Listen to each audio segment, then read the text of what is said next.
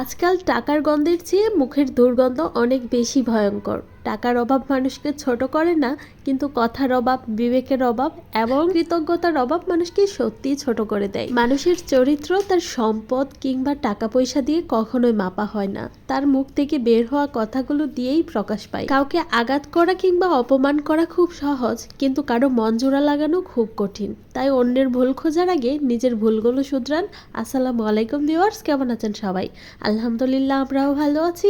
প্রতিদিনের মতো সারাদিনের একটি ব্লগ শেয়ার করছি, আশা করছি পুরো ভিডিওটির সাথেই থাকবেন। সকালবেলার নাস্তা বানানো দিয়েই আমার দিনটা শুরু হলো। আজকে সকালে শুধু আমার জন্য নাস্তা বানাচ্ছি। ওয়াসি এখনো ঘুমোচ্ছে আর তার বাবা অনেক আগেই অফিসে চলে গেছে। আজকে বেশ দেরি করেই ঘুম থেকে ওঠা হয়েছে। ওয়াসি আরো পরে ঘুম থেকে উঠবে। রাতের বেলা দেরি করে ঘুমানো হয় বিদায় সকালবেলা উঠতেও দেরি হয়। ওয়াসির বাবা তো অফিসে চলে গেছে, আমাকে একদমই ডাক দেয়নি।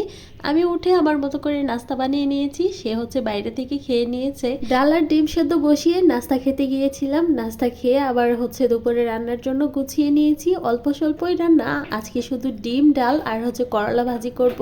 করলা ভাজিটা করে নিচ্ছি। রাতের কাজগুলো আমি রাতেই গুছিয়ে রাখি, তবে গতকালকে রাতের বেলা হচ্ছে পানি শেষ হয়ে গিয়েছিল, তাই থালা বাসন যা কিছু ছিল সবকিছুই আধোয়া, সেগুলো ধুয়ে নিয়েছিলাম। তার মধ্যে ওয়াসিও ঘুম থেকে উঠে গেছে, ওকেও নাস্তা খাইয়ে দিয়েছি। বাসে পাউরুটি ছিল, সে হচ্ছে পাউরুটি দিয়ে কলা খেয়েছে। ওর নাস্তা এটুকুতেই হয়ে যায়। দুপুরবেলা ওর জন্য আলাদা তেমন কোনো তরকারি রান্না করিনি। গতকালকে পাঙ্গাস মাছ দিয়ে ধুন্দুলের তরকারি রান্না করেছিলাম, সেটাই রয়ে গেছে। এখন হচ্ছে ডিমের খোসা ছাড়িয়ে নিচ্ছি। আর প্রতিদিন যখন ভিডিওতে ভয়েস দিতে আসি তখন হচ্ছে আমার ছেলের দুষ্টুমিটা বেড়ে যায়। ও হচ্ছে সারাদিন তেমন কোনো বিরক্ত করবে না যখন রান্না করব আর যখন ভিডিওতে ভয়েস দিব, এই দুইটা সময়।